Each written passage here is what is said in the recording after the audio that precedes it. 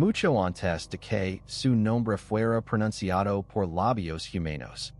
Humanos, antes de que sus pies tocaran el polvo de la tierra antes de que su voz calmara tormentas y sanara corazones rotos. Una promesa había sido hecha.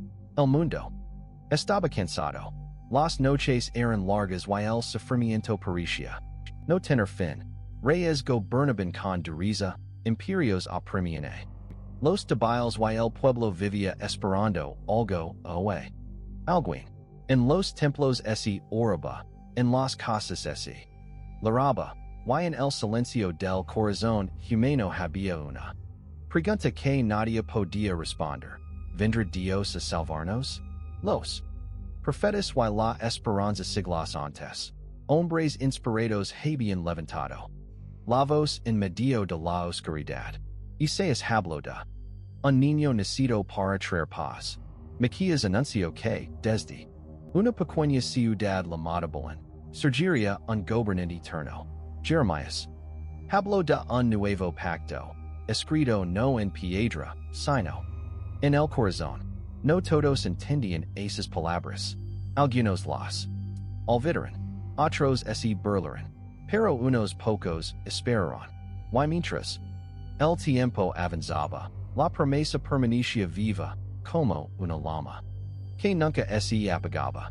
Un sacerdote fiel y una oración no respondida. En los días en que Herodes gobernaba Judea, vivía un sacerdote llamado Zacarías. Era un hombre justo, respetado, fiel a la ley de Dios. Su esposa, Elizabeth, también era piadosa, pero había un dolor que los acompañaba desde hace años. No tenían hijos. En una sociedad donde la descendencia era considerada una bendición divina, la esterilidad era una herida silenciosa.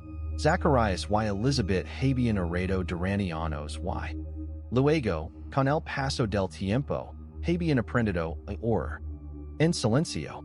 Un día, mientras Zacarías servía en el templo, algo extraordinario ocurrió. El aire cambió.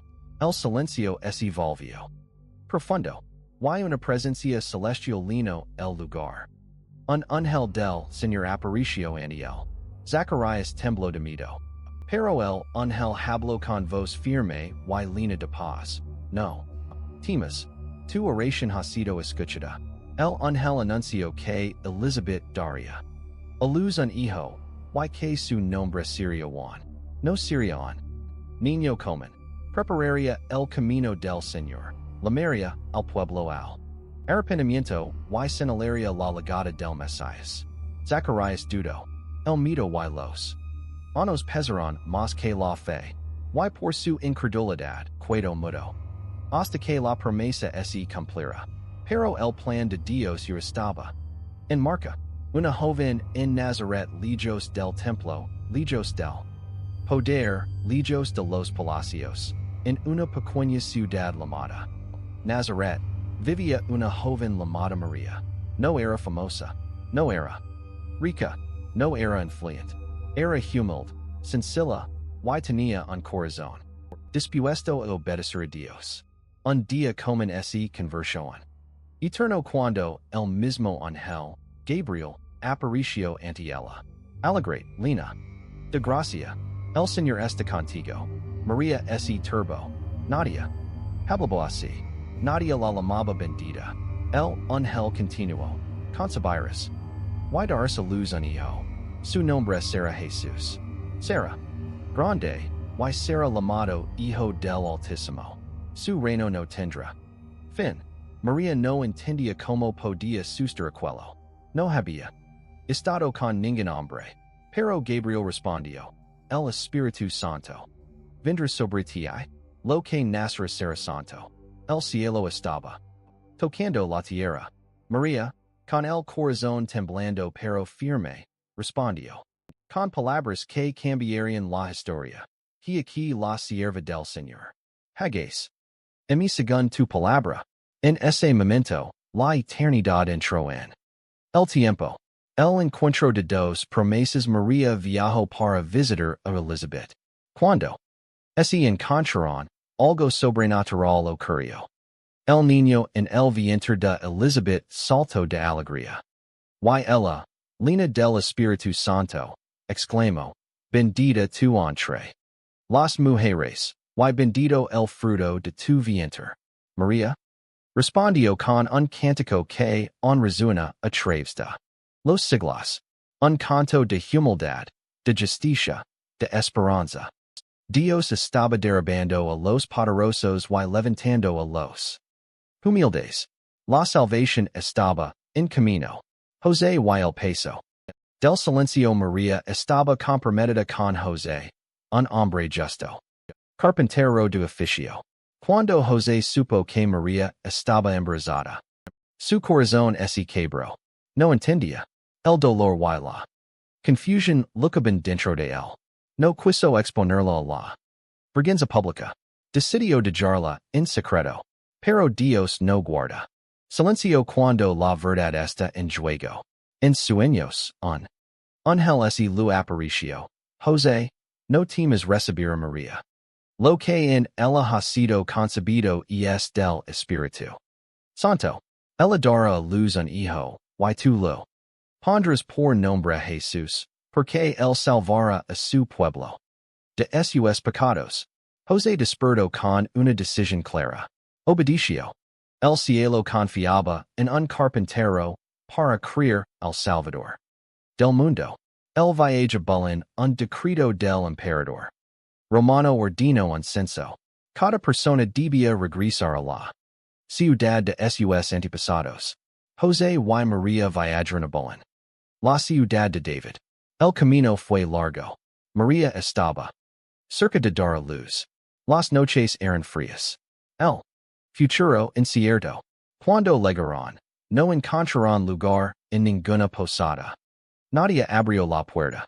Nadie ofreció ayuda.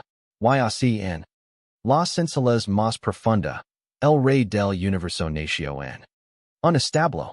El nacimiento que cambió todo envuelto en pañales. Acostado en un pesebre, nació Jesús. No hubo coronas. No hubo ejercicios. No hubo aplausos. Pero el cielo se lleno de gloria. Ángeles aparecieron ante pastores que cuidaban sus rebaños. La noche se iluminó con luz celestial. No temáis, dijo el ángel. Os traigo buenas nuevas de gran gozo.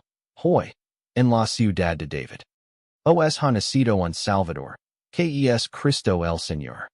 Los pastores corrieron, vieron al niño, y contaron lo que habían escuchado. El mensaje comenzó a extenderse. Dios estaba con nosotros.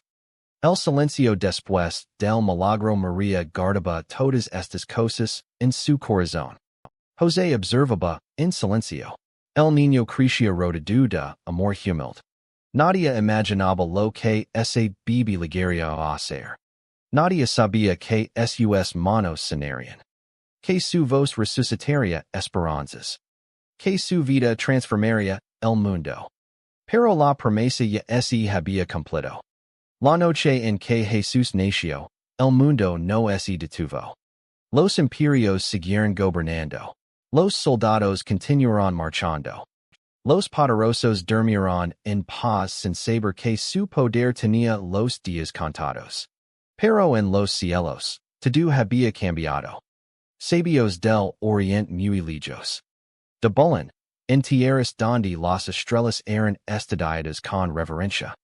Unos hombres sabios observaron el cielo nocturno. Eran astrónomos, filósofos, buscadores de señales divinas. Y aquella noche, una estrella nueva brilló con una intensidad que no podía ignorarse. No era una estrella común. No seguía las leyes conocidas. Parecía guiar. Los sabios comprendieron que algo extraordinario había ocurrido. Las antiguas profecías hablaban de un rey nacido para gobernar con justicia. Un rey que no sería solo de Israel, sino del mundo. Y así, dejando atrás sus hogares, emprendieron un viaje largo y peligroso. Siguiendo la estrella que anunciaba esperanza. El temor del rey Herodes. Mientras tanto, en Jerusalén, El rey Herodes reanaba con mano dura. Su trono estaba construido sobre el mito y la sangre. Cualquier amenaza, real o imaginaria, debía ser eliminada. Cuando los sabios llegaron al palacio.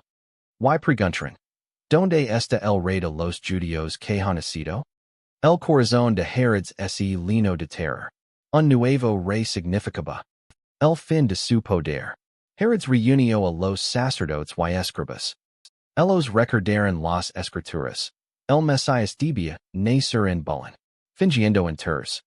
Herodes pidió a los sabios que encontraran al niño y luego regresaran. Para informarlo. Pero sus palabras escondían muerte. Regalos ani un pesebre guiados. Nuevamente por la estrella.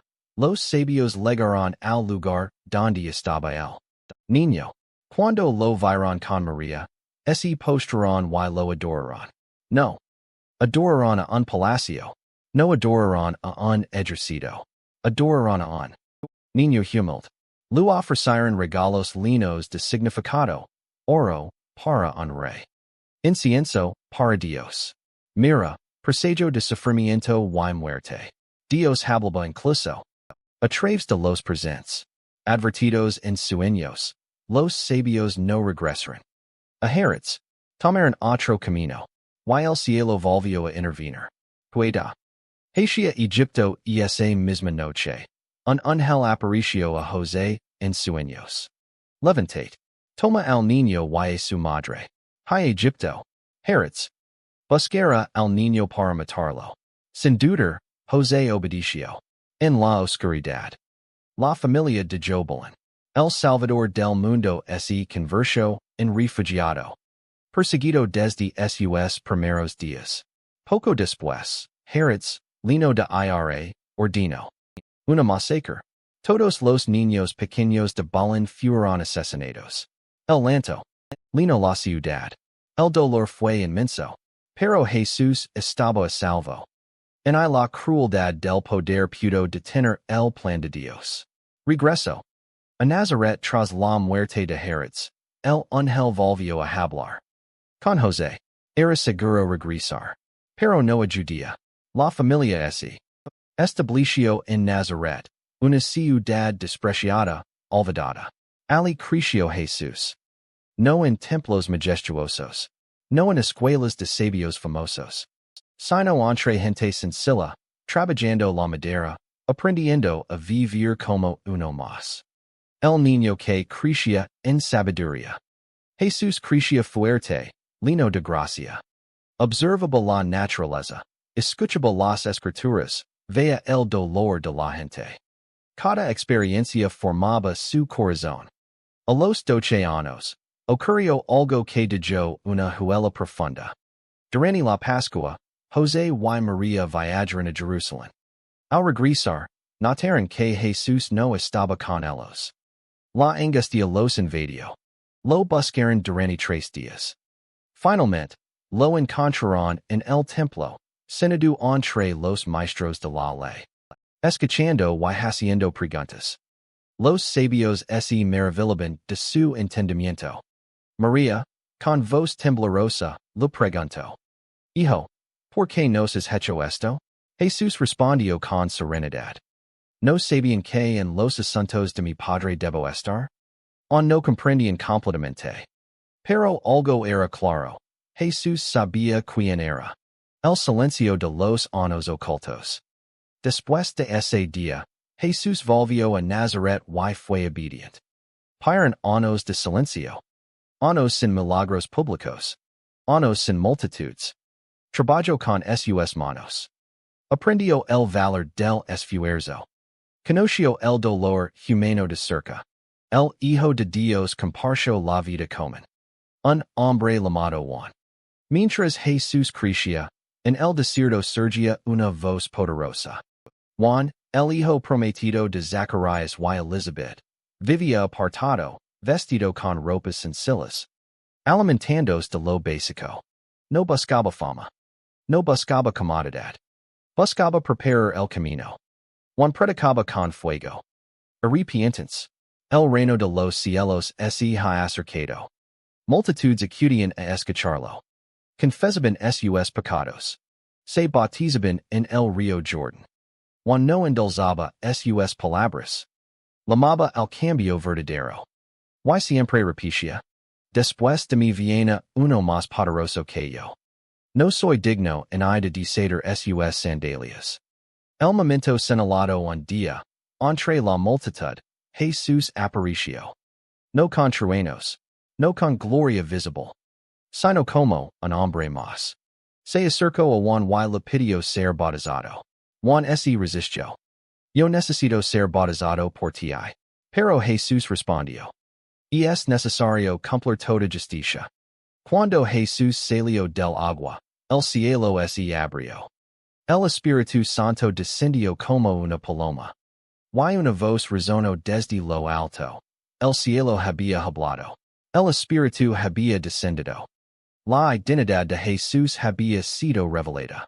Pero antes de que el poder se manifestara en multitudes, había una prueba que debía enfrentarse en soledad. El desierto del silencio. Jesús fue llevado por el Espíritu al desierto. No había ciudades. No había discípulos. No había comida. Solo harina, sol ardiente y noches frías. Durante 40 días ayuno. Su cuerpo se debilitó, pero su espíritu permaneció firme. Fue allí, en el momento de mayor fragilidad humana, cuando el tentador se acercó. No con gritos. No con violencia. Sino con palabras suaves y engañosas. Si eres hijo de Dios, convierte estas piedras en pan. Jesús respondió con la escritura. No solo de pan vive el hombre, sino de toda palabra que sale de la boca de Dios. El enemigo insistió. Lo llevó a lo alto del templo. Si eres hijo de Dios, lánzate abajo. Los ángeles te salvarán. Jesús no buscó espectáculo. No tentarás al Señor tu Dios. Finalmente, le mostró todos los reinos del mundo. Todo esto te darás y me adoras. Jesús respondió con autoridad absoluta. Al Señor tu Dios adorarás, y a él solo servirás. El tenedor se retiró. Los ángeles se acercaron y lo servirán. La victoria había sido salada en silencio. El inicio del camino Jesús regresó con poder del Espíritu a Galilea. La noticia comenzó a correr. Algo diferente así. Sencha cuando el hablaba. No repetía tradiciones vacías. Hablaba con autoridad. Su mensaje era claro y directo. El tiempo se ha cumplido. El reino de Dios se ha acercado. Arrepiéntanse y creen en. El Evangelio. No ofrecía un trono político. Ofrecía un reino en el corazón. Los primeros llamados caminando junto al mar de Galilea. Jesús vio a dos hermanos, Simón y Andrés, pescadores. Sus manos estaban cansadas. Sus redes vacías. Jesús los miró y dijo, sígueme. Y los pescadores de hombres. Sin explicaciones largas. Sin promesas. Materials. Ellos dejaron las redes, y lo siguieron. Más adelante vio a Santiago y Juan, hijos de Zebedeo. También dejaron todo. Así. Comenzó una comunidad distinta. Hombres comunes llamados a una misión eterna. Palabras que liberan en las sinagogas Jesús enseñaba. La gente escuchaba. En silencio absoluto. Sus palabras penetraban el alma. No condenaban sin. Esperanza. No justificaban el pecado. Llamaban a la transformación. Un día. Un hombre poseído por un espíritu impuro gritó. ¿Qué tienes con nosotros, Jesús de Nazaret? Jesús habló con firmeza. Calate y. Sal de él. El espíritu salió. Y el hombre quedó libre. La gente quedó asombrada. ¿Qué es esto? Autoridad nueva. Manos que sanan en casa de Simón. La suegra del discípulo estaba enferma. Jesús tomó su mano. La fibra desapareció. Ella se levantó y comenzó a servir. Al caer la noche, trajeron a muchos enfermos. Ciegos. Cojos. Afligidos. Endemoniados. Jesús los tocaba. Jesús Los Maraba. Jesús los sanaba. No era solo poder. Era compasión. El leproso olvidado, un leproso ese circo, rompiendo todas las reglas. La lepra lo había separado de la sociedad de la familia, de la dignidad. Cayo de rodillas, si quieres, puedes limpiarme. Jesús no retrocedió. No evitó el contacto. Lo toco. Quiero. Se limpio. La lepra desapareció. El hombre volvió a vivir. Perdonar lo imposible. Un paralítico fue lavado por sus amigos. No había espacio para entrar. Subieron al techo y lo bajaron frente a Jesús. Jesús. Jesús vio su fe y dijo, Hijo, tus pecados te son perdonados. Los maestros de la ley se escandalizaron. Solo Dios podía perdonar pecados. Jesús respondió a sus pensamientos. Para que sepan que el Hijo del Hombre tiene autoridad, levantate. El hombre camino. La fe se volvió visible. El llamado al recazado Jesús vio a Levi, un recaudador de impuestos, odiado, aislado, corrupto según la opinión pública. Jesús solo dijo, seguime. Levi dijo to do. Luego organizó un banquete. Jesús comió con pecadores. Las críticas llegaron. Jesús respondió. No he venido a llamar a justos, sino a pecadores. Una autoridad que inquieta las multitudes crecen. También la oposición. Los líderes religiosos observaban con desconfianza.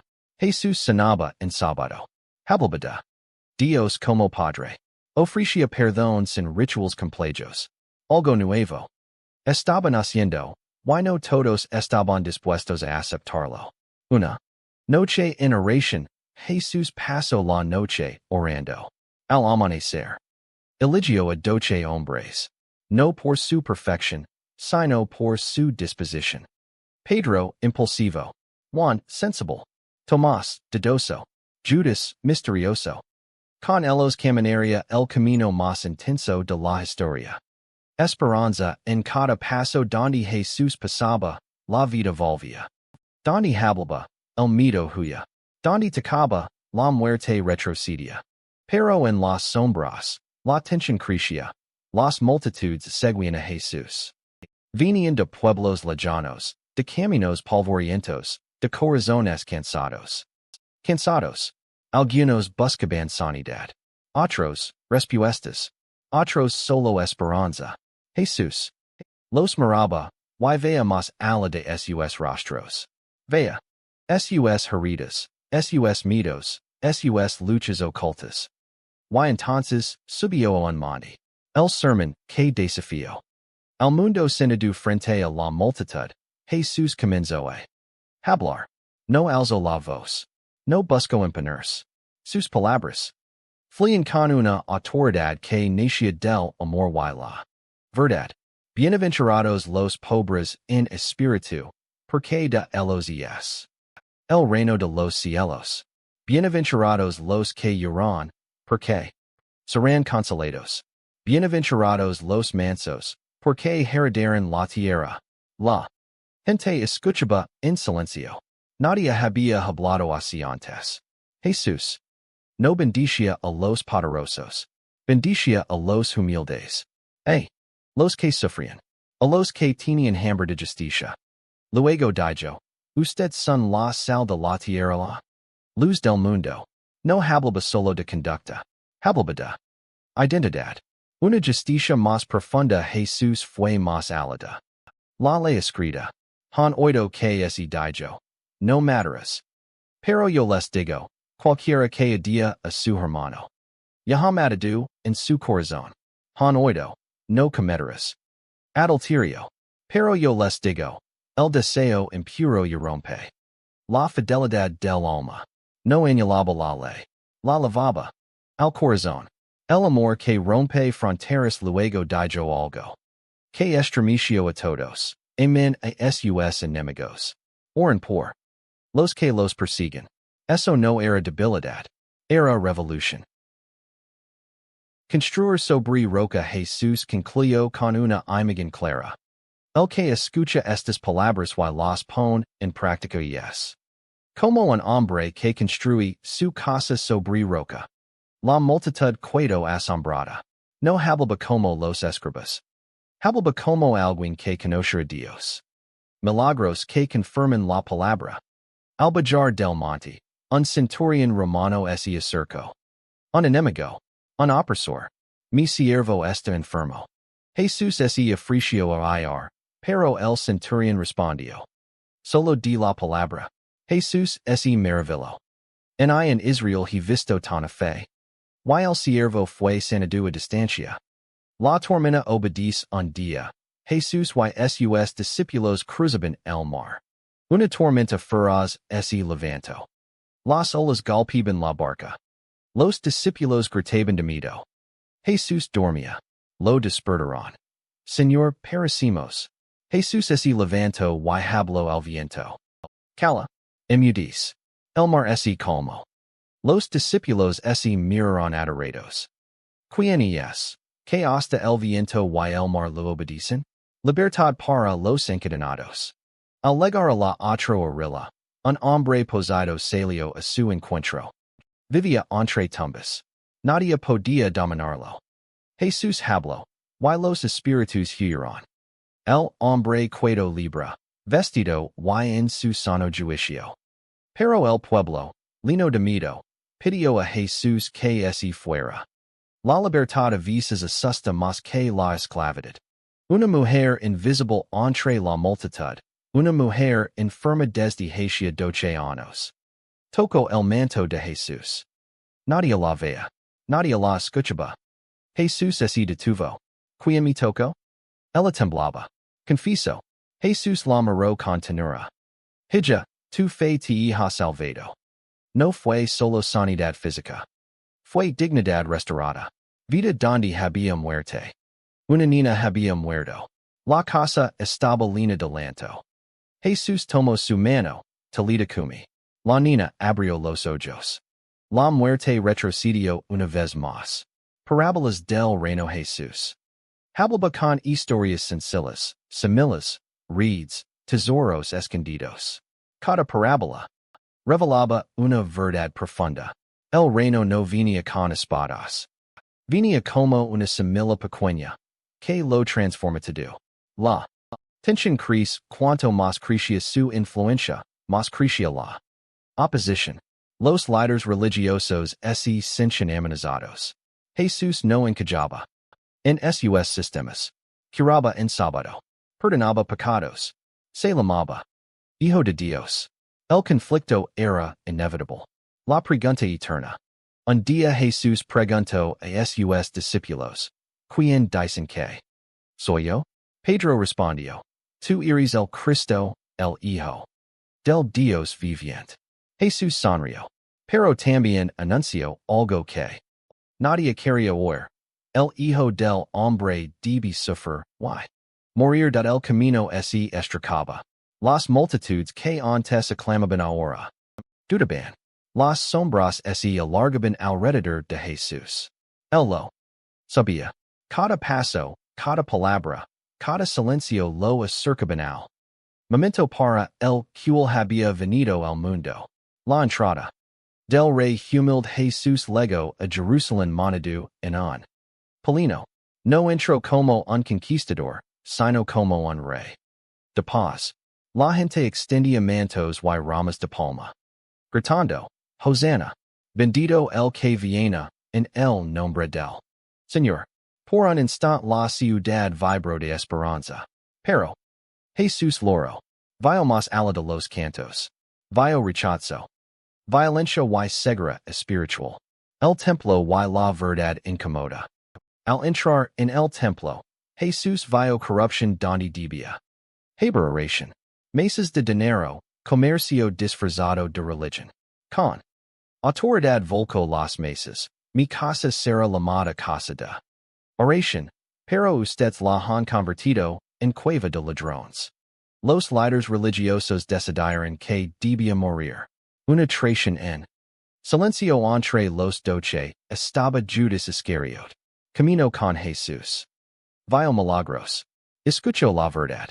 Pero su corazón ese endurecido. Por 30 monedas de plata, lo entrego. La traición no siempre viene de enemigos lejanos, a veces nace cerca. La última cena. En una habitación sencilla, Jesús se sentó a la mesa con sus discípulos. El ambiente estaba cargado de emoción. Jesús tomó pan, lo partió. Esto es mi cuerpo, entregado por ustedes. Tomo la copa. Esta es mi sangre, derramada para perdón de pecados. Estableció un nuevo pacto. Celadú con amor. Luego habló con honestidad. Uno de ustedes me traicionará. El silencio fue profundo. Los corazones temblaron. El jardín del dolor después de la cena. Jesús fue al Getsemani. La noche era fría. El peso del mundo caía sobre él. Se arrodilló y oro. Padre, si es posible, pasa de mí esta copa. Pero no es haga mi voluntad, sino la tuya. Su sudor cayó como gotas de sangre. Los discípulos dormían. Jesús lucaba solo. El arresto en torches iluminaron la oscuridad. Judas se acercó y lo besó. Con un beso entregas al Hijo del Hombre. Los soldados lo arrestaron. Pedro sacó una espada, pero Jesús lo detuvo. El que a espada here, a espada parecerá. Jesús no resistió. Se entregó. Juicios injustos. Fue levado ante el consejo religioso. Falsos testigos hablaron. Golpes cayeron sobre su rostro. ¿Eres tú el Hijo de Dios? Jesús respondió. Tú lo has dicho. Lo acusaron de blasfemia. Luego fue levado ante Pilato. No halló culpa en él. Pero el miedo al pueblo fue más fuerte que la justicia. Crucifícalo. Un asesino fue liberado. El inocente fue condenado. La corona de espinas. Los soldados lo golpearon. Le pusieron una corona de espinas. Se burlaron. Salve, rey de los judíos. Cada espina, cada golpe, cada burla. Jesús los soportó en silencio. Por amor. El camino al Calvario. Cargó la cruz por calles llenas de odio. Cayó. Se levantó. Cayó otra vez. Una mujer loro. Jesús le dijo. No loren por mí, loren por ustedes. La cruz lo clavaron. El cielo se oscureció. El dolor fue inmenso. Jesús oró. Padre. Perdonalos, porque no saben lo que hacen. Un ladrón creyó. Hoy. Estarás contigo en el paraíso. Jesús miró a María. Mujer, ahí tienes a tu hijo. Luego gritó. Consumado es. Entregó su espíritu. La tierra tembló. El velo del templo se rasgó. El centurión dijo, verdaderamente, este hombre era hijo de Dios. El silencio del sepulcro, el cuerpo fue colocado en una tumba. Una piedra selló la entrada. Esperanza parecía muerta. Los discípulos se escondieron. El cielo guardó silencio de la noche más oscura había pasado. El sepulcro parecía definitivo. El silencio de la muerte parecía eterno. Pero en el corazón del universo, algo más poderoso que la piedra y que el dolor se movía, la vida. El amanecer de la esperanza al amanecer, mujeres valientes se acercaron a la tumba. Traían especies para ungar el cuerpo. Al llegar, encontraron algo imposible, la piedra había sido removida. El sepulcro estaba vacío. Un ángel apareció. No teman. Jesús ha resucitado. No está aquí. Vayan y anuncien a sus discípulos. El miedo se mezcló con asombro. La incredulidad dio paso a la fe. El encuentro con María Magdalena. María Magdalena corrió hacia los discípulos, llorando. Lo han tomado del sepulcro, y no sabemos dónde lo pusieron. Pero Jesús se lo apareció. María, ella lo reconoció. Sus lágrimas se convirtieron en alegría. Su tristeza se transformó en misión. Vi renunciar a mis hermanos que he resucitado. La primera mensajera de la resurrección lavaba la esperanza al mundo. Apareció a los discípulos Jesús. Apareció a los discípulos, con las puertas cerradas. La duda los lenaba. La incredulidad los mantenía ocultos. La paz si con ustedes, dijo. Mostro sus manos y su costado. El asombro se convirtió en adoración. Como me envió el Padre, así los envío yo, agrego. Vayan y hagan discípulos de todas las naciones. Bautizándolos en el nombre del Padre, del Hijo y del Espíritu Santo. El mito se transformó en Valencia. La de Esperanza, en misión. Camino a Galilea. Jesús se apareció en varias ocasiones. Camino junto a sus discípulos, comió con ellos, enseñó y fortaleció su fe. Les mostró que la muerte no tenía la última palabra. Todo poder me ha sido dado, en el cielo y en la tierra, dijo. Vayan y proclamen el evangelio a todo el mundo. Cada palabra era un fuego que incendia corazones. El cielo toca la tierra. Mientras Jesús los instruía, la realidad de su resurrección se expandía. Sanidad, perdón, amor. La vida se convirtió en esperanza viva. La victoria sobre la muerte no era solo un hecho histórico. Era una promesa eterna. Que el amor verdadero vence todo. Que la oscuridad nunca pueda apagar la luz. Ascensión y promesa 40 días después. Jesús los llevó a las afueras de Jerusalén. Les habló una vez más sobre el reino de Dios y su poder en ellos. Recibirán poder cuando el Espíritu Santo venga sobre ustedes, dijo. Y serán mis testigos en Jerusalén, en toda Judea, en Samaria. Y hasta los confines de la tierra. Entonces, mientras ellos lo miraban, Jesús fue levantado y una nube. Lo ocultó a sus ojos. La tierra no podía contener la gloria de Dios. El regalo del Espíritu días después. El Espíritu Santo descendió como fuego sobre ellos. Lenguas de fuego, valor y sabiduría llenaron a los discípulos. Habían recibido poder para continuar la misión de Jesús. Desde ese momento, la historia cambió para siempre. Los débiles se convertirán en valientes. Los perseguidos se convertirán en proclamadores de la verdad. El mensaje de amor y salvación comenzó a extenderse por todo el mundo. El mensaje eterno Jesús había venido para enseñar, para sanar, para morir, y para resucitar. Su vida mostró que Dios ama a todos, incluso a los marginados. Que la fe mueve montañas y transforma vidas. Que el perdón tiene el poder de liberar. Que la muerte no tiene la última palabra. Cada milagro, cada parábola, cada palabra, cada sacrificio tenía un propósito. Mostrar que el reino de Dios estaba cerca y que el hombre podía caminar en luz. La esperanza viva hoy. Su historia sigue viva. Su enseñanza sigue cambiando corazones. Su amor sigue sanando vidas. Desde un humilde pesebre en Belén hasta la tumba vacía, Jesús dejó un mensaje universal. La luz siempre vence la oscuridad. Y el amor verdadero nunca muere.